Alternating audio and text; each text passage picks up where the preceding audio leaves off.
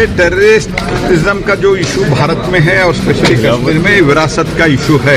आपके कालखंड में कितना होता था, अभी क्या हो रहा है वो समझ लीजिए। लंबा लड़ाई है, लड़ाई ठीक तरह से हम लड़ाई लड़ रहे हैं। रोज कहीं ना कहीं बम फटता है, ये मुझे बताइए, क्योंकि आतंकवाद बंद हो गया है। पुंछ में हमला हुआ है, ये एक प्रकार से रिपीट ऑफ पुलवामा। आतंक में बहुत कमी हुई है। इंटरनल आतंकवादी अब उस तरह से नहीं बन रहे हैं जैसे पहले बनते थे, और जल्दी ही इनको न्यूट्रलाइज भी कर दिया जाएगा, यानी ये बच के अब नहीं निकल सकते।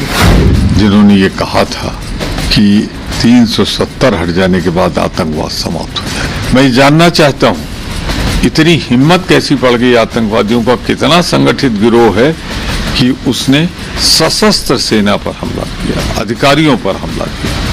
इसकी नैतिक जिम्मेदारी भारत के प्रधानमंत्री और गृह मंत्री की है। नमस्कार, आपके साथ मैं हूं सुजाता कुकरेती। आप देख रहे हैं महाभारत, और महाभारत में आज बात पुंछ में चल रहे हमले की, एनकाउंटर की, क्योंकि पुंछ में इस वक्त भी एक एनकाउंटर चल रहा है। 26 घंटे हो गए हैं और ये एनकाउंटर इस वक्त भी सुरक्षा बल लगातार इस एनकाउंटर में लगे हुए हैं। आज महाभारत में पूछ रही हूं, जिस मुठभेड़ में और जिस घात लगाकर आतंकियों ने हमला किया उसमें हमारे 4 जवान शहीद हो गए। उसके बाद लगातार सवाल उठ रहे हैं कि क्या पाकिस्तान पर एक और सर्जिकल स्ट्राइक होनी चाहिए, क्योंकि 370 हटने के बाद आतंकवादी घटनाओं में गिरावट जरूर आई है, लेकिन पाकिस्तान की बौखलाहट कम नहीं हुई है, और इसीलिए घात लगाकर बैठे आतंकियों ने हमारे सैनिकों पर हमला किया, जिसमें 4 जवान शहीद हो गए। इस वक्त भी पुंछ में एक बड़ा एनकाउंटर चल रहा है। 26 घंटे इस एनकाउंटर को हो गए हैं। ये मुठभेड़ इस वक्त भी जारी है और आतंकियों के खात्मे के लिए मुठभेड़ जारी है। लेकिन आपको सवाल आज इस पर भी महाभारत में कि जो सियासत इस मुठभेड़ पर चल रही है, क्या इस समय उसकी जरूरत है?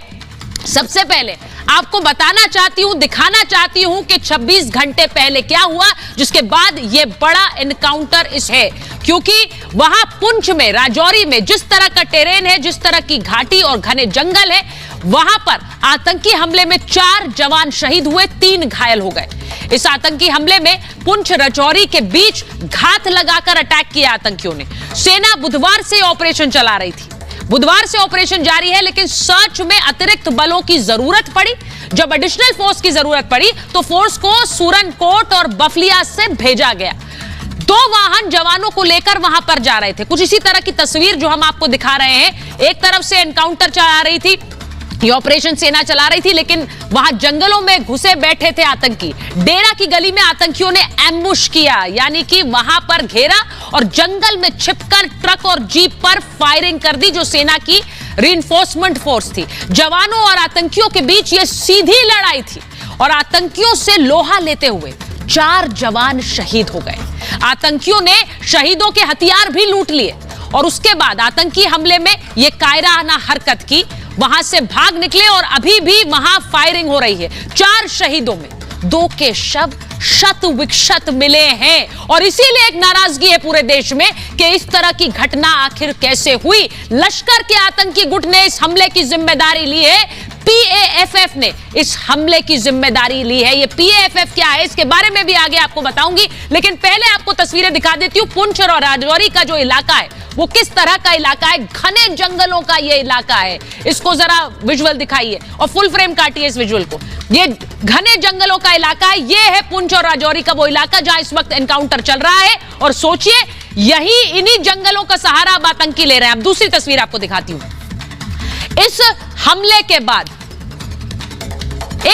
के बाद यहां दिखाइए, इस हमले के बाद सेना का सर्च ऑपरेशन वहां पर चल रहा है। ये जो आप देख रहे हैं, इन सैनिकों को जंगलों के अंदर, ये बहुत मुश्किल टेरेन है, ये इलाका आसान नहीं है सेना के लिए भी जाने के लिए, लेकिन अपनी जान हथेली पर लेकर इन आतंकियों के खात्मे के लिए सेना इस सर्च ऑपरेशन को आगे बढ़ा रही है। ये तस्वीर आप देख लीजिए, सैनिक अंदर जा रहे हैं और जहां आतंकियों के छुपे होने की खबर है वहां तक पहुंच रहे हैं। किस तरह से आतंकियों से लोहा ले रहे हैं आपको बताती हूं। इस वक्त इस ऑपरेशन में चल क्या रहा है, क्योंकि एक बड़ा ऑपरेशन है और पूरे देश की निगाह इस पर। कायर आतंकियों को इस वक्त सेना ढूंढ रही है। जमीन से आसमान तक यह सर्च ऑपरेशन जारी है। जंगलों को खंगालने में सुरक्षा बल जुटे हुए हैं। हेलीकॉप्टर के जरिए एक एरियल सर्वे चल रहा है। वहां पर ड्रोन्स भी लगाए गए हैं। स्निफर डॉग्स की भी मदद ली जा रही है इन आतंकियों को सर्च करने के लिए, उन्हें ढूंढने के लिए। चप्पे चप्पे पर इस वक्त सेना की पैनी नजर है, क्योंकि किसी भी कीमत पर इन आतंकियों को तो मार गिराना है। हथियारबंद जवान इस पूरे इलाके में इस वक्त मुस्तैद है। पुंछ और राजौरी के जंगलों की पूरी तरह से घेराबंदी कर दी। जो तस्वीर आपको मैंने दिखाई, इस मुश्किल टेरेन में उतरकर आतंकियों से लोहा ले रही है सेना। आतंकियों का बचना अब असंभव है। एक एक को चुन चुन कर ढेर किया जाएगा, ऐसी ही कसम खाकर उतरी है इस वक्त इंडियन आर्मी। एनआईए ने भी इस हमले की जांच शुरू कर दी है। 6 स्थानीय लोग इसमें हिरासत में लिए गए हैं, क्योंकि लोकल सपोर्ट कहां से मिला, उसके बिना यह हमला मुमकिन नहीं था। एक रिपोर्ट आपको दिखाती हूं, उसके बाद सीधे ग्राउंड जीरो पर भी चलेंगे। मेरे साथ स्टूडियो में बीजेपी के राष्ट्रीय प्रवक्ता शहजाद पूनावाला जुड़ेंगे, मेजर गौरव आर्य जुड़ रहे हैं। लेकिन एक पहले यह रिपोर्ट देख लीजिए।